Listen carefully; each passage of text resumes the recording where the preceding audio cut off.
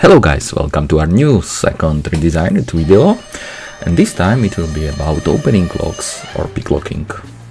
How to lock works?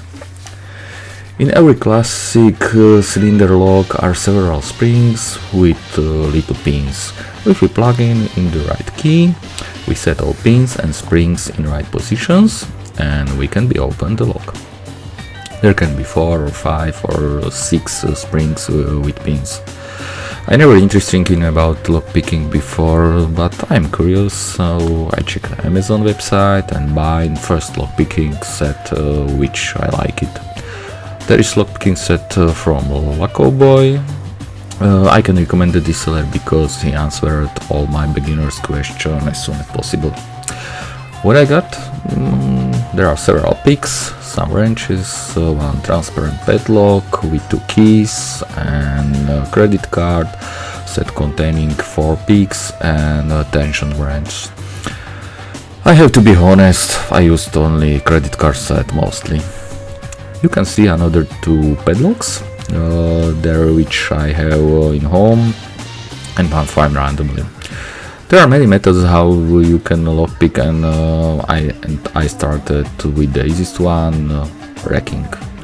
Let's go start with our transparent padlock because it is the best option for learning. After several weeks I'm able to break this transparent one for 1 or 2 seconds. It's easy peasy.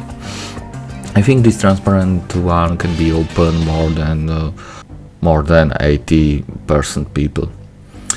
You can see my lockpicking looked like it was done professionally. This is classic padlock from FAB, popular producer in Czech and Slovak Republic. I was able to break this padlock in my first training day. However, the padlock resisted me during this video recording. This is not my best or average performance. I need only 5 or 10 seconds in command. Third lock is some online padlock, and it was the most robust for me. I need several trainings day to learn break, but I'll do it.